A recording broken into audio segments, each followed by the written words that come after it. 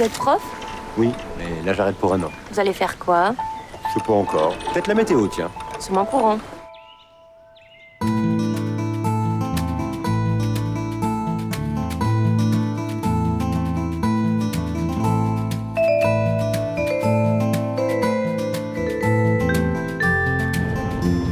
On s'est pas déjà vu. Je crois pas, non. En tout cas, je m'appelle Antonella. Et moi, Victor. Enchantée. Enchanté.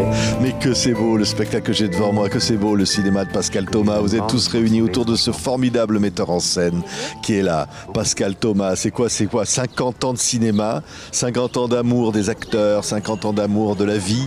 De la vie, oui. Les acteurs, pas tous. Ah bon? Ceux qui sont là, oui. Ceux qui sont là. Non, mais ceux avec lesquels j'ai pas tourné, c'est ceux-là, j'ai pas d'amour pour eux. Mais Oui. ceux avec qui j'ai tourné, j'ai beaucoup d'amour. Et ceux qui sont là, ils sont absolument incroyables. Alors, qu'est-ce qu'on peut dire? Hippolyte Girardot, bien sûr, Marguerite Perrotte, Lolita Chama, Alexandre Laforie. C'est un voyage en pyjama. Vous nous invitez comme ça à traverser la France en train, en péniche. Et avec, oui, et ce merveilleux... À scooter. À scooter. Ce merveilleux regard que vous avez sur le monde, Pascal Thomas. Oui. Là, vous m'embarrassez beaucoup. Je suis gêné par les compliments depuis toujours. Et c'est pour ça que je ne m'en fais pas, parce qu'il va y avoir une rétrospective à la Cinémathèque, comme il y a des films ratés quand même. Et j'ai demandé à ce que je puisse en présenter un en disant qu'il est complètement raté. Ah voilà. oui. Donc le compliment sera inversé. Oui. Alors, on va faire évidemment parler tout le monde. Hippolyte. Oui, bonjour. Quel metteur en scène, quel univers que celui de Pascal Thomas, la poésie, comme ça. C'est un univers, c'est de l'Atlantide quasiment maintenant, d'écrire comme ça, avec autant d'intelligence, de délicatesse, de sous-entendus, de savoir manier vraiment l'humour le plus simple, avec la subtilité. Enfin, tout ça est lié quand même à de la mise en scène. Il y a cette très belle scène sur un quai de gare où le personnage principal demande à une jeune fille charmante de dire oui 3 fois, puis finalement de dire non. Et de se demander qu'est-ce qui lui va le mieux, bah ça c'est extraordinaire, quoi. C'est vraiment Extraordinaire. c'est du cinéma. Et il n'y a que des chiens se reconnaissent à travers une conversation téléphonique, c'est que du cinéma.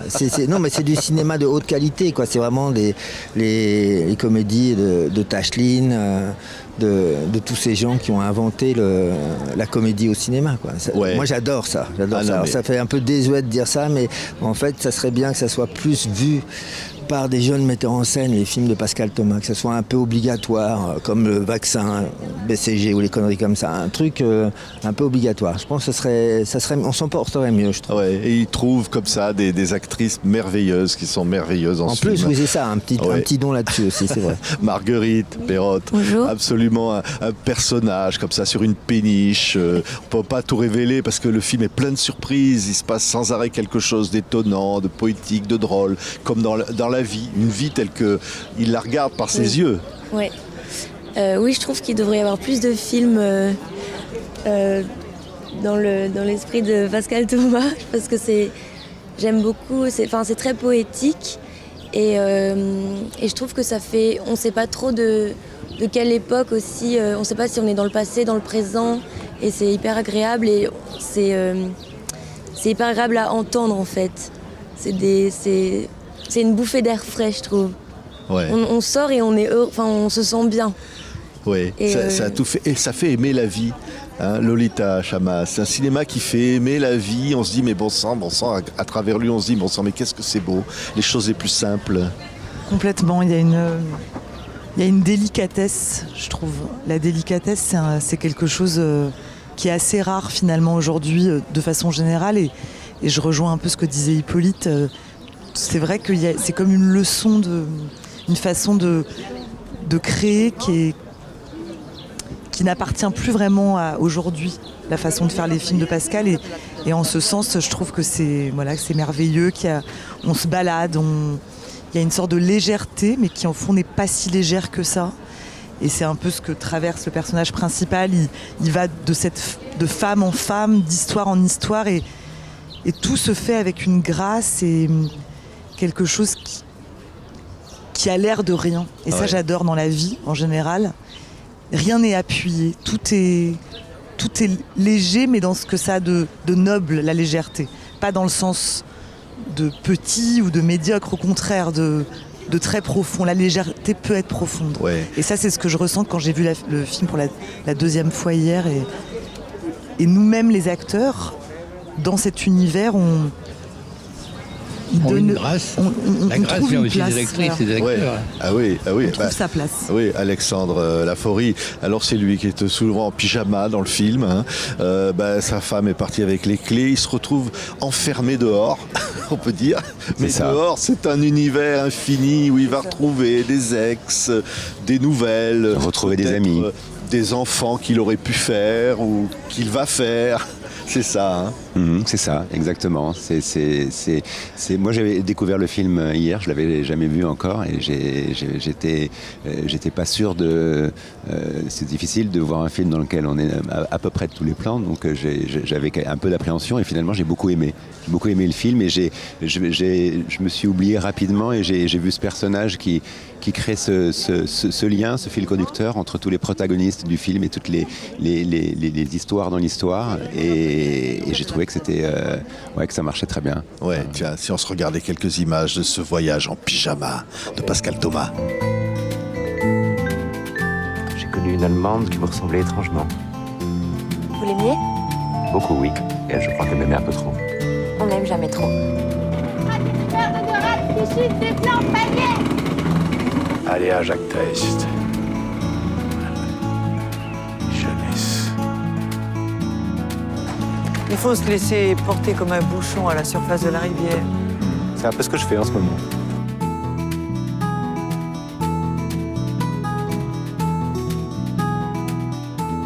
C'est merveilleux cette balade-là, parce que vraiment, d'abord c'est les paysages, c'est la France profonde, la France provinciale. Vous aimez ça, Pascal, cette France-là?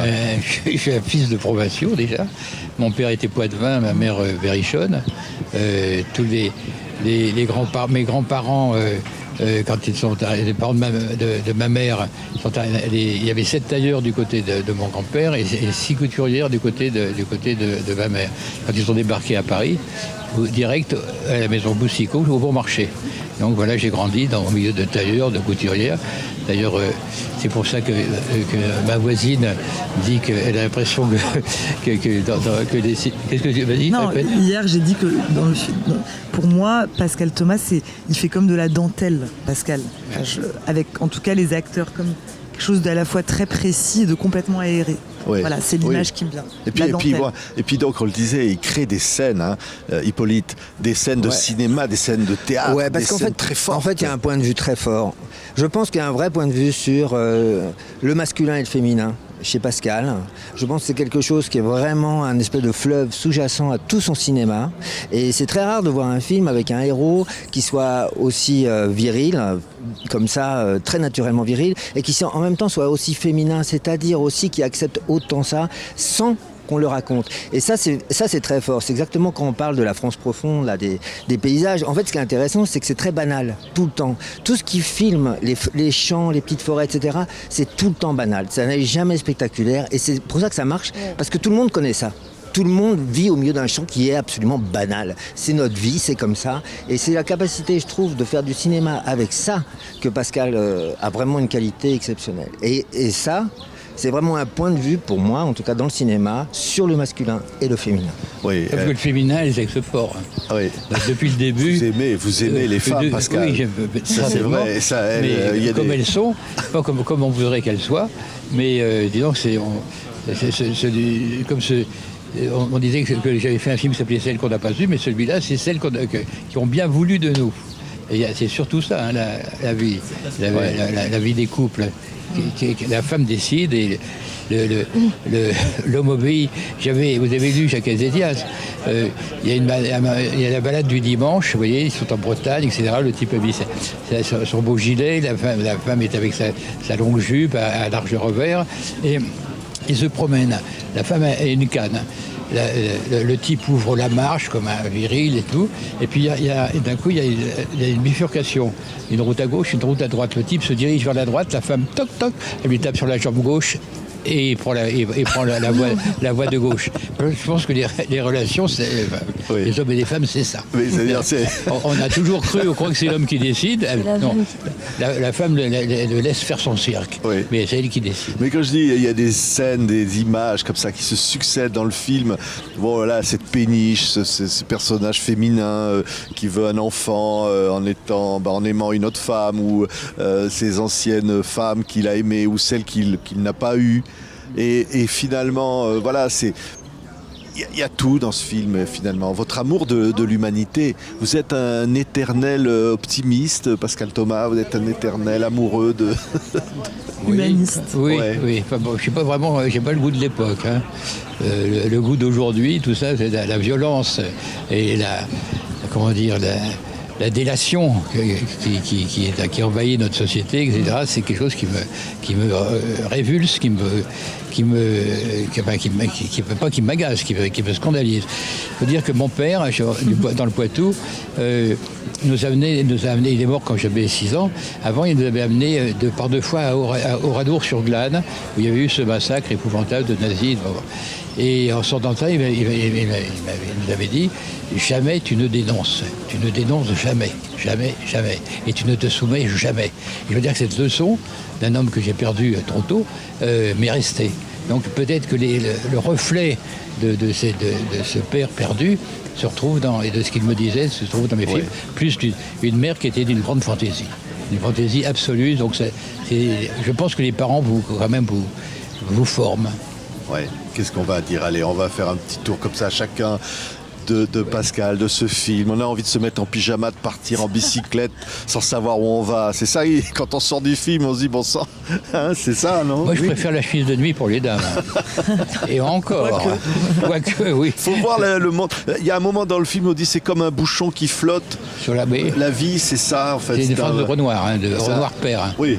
Qui est cité d'ailleurs. C'est un bouchon de pêche, de canne à pêche qui s'en va au fil de l'eau. Oui, c'est ça. Enfin, non, c'est vraiment un bouchon. Oui. Bouchon. Oui. Je pense que dans l'esprit de Renoir, c'était ça. Ouais. Ah non, mais il y a beaucoup de citations. Elle a interprété une chanson, je ne sais pas ce qu'on allait mettre comme parole, l'air était déjà là. Et j'étais en train de lire Apollinaire, on a mis un poème d'Apollinaire qui est merveilleux. Enfin, je dis pas que vous la connaissez pas par cœur, cette chanson-là, hein? Si vous voulez que je vous la chante maintenant, non. Tu connais les paroles ou pas? Franchement, Bon. je peux pas là. Vous pouvez la mettre, vous pouvez mettre l'extrait. Vous pouvez mettre l'extrait. Il faut aller voir le film. Vous pouvez mettre l'extrait. Ouais. Allez, on y va, on va aller voir le film. Mais vraiment bravo, c'est un coup de cœur ce film-là. C'est un film qui donne du bonheur, qui donne du baume au cœur. Hippolyte, un dernier mot. Un dernier mot, j'arrive pas à faire les derniers mots. Moi. Je fais le premier comme d'habitude. Voilà. Non, c'est formidable. Il y a beaucoup de choses dans ce film. Et là, vraiment, le visage des spectateurs et des spectatrices quand on est sorti de la projection était extrêmement parlant. Il y avait le plaisir de retrouver quelque chose, je pense, de la magie cinématographique. Ça a l'air bête, voilà, c'est pour ça les derniers mots, c'est con, mais ça a l'air bête, mais en fait c'était ça qu'on sentait. De toute façon, l'homme n'a jamais le dernier mot. Je me retourne vers mes voisines. Les femmes qui ont le dernier mot. Alors, selon Pascal, c'est les femmes. On va leur laisser le dernier mot. Allez, Tiens. le dernier mot. Marguerite. Marguerite, c'est mon dernier, et moi je vais essayer de trouver le dernier. Allez-y, Marguerite. Écoutez, je suis un peu impressionnée, mais je peux juste dire que je suis très fière d'être dans ce film, avec tous ces acteurs merveilleux, et c'est mon premier long métrage, et grâce à Pascal. Ne sois pas fière, sois heureuse. Je suis heureuse et contente. Ouais. La fierté, c'est embarrassant. Allez, Lolita. Le sentiment de la vie dans le film de Pascal, je dirais, comme dernier mot. Merci. Courez, faire ce voyage en pyjama avec tous ces acteurs merveilleux. On croise Pierre Arditi, Annie Dupéré, il y en a plein, ils arrivent comme ça. Et le film est absolument magique, comme tout ce que fait Pascal Thomas. Merci beaucoup. Le plaisir, c'est quand même de voir, non pas des spectateurs torturés par ce qu'on leur a dit, leur montrer, mais avoir un visage simplement heureux, simplement apaisé, heureux et amusé. À l'école, je faisais le couillon tout le temps, je continue. Merci. Voilà. Merci à tous. Merci. Merci.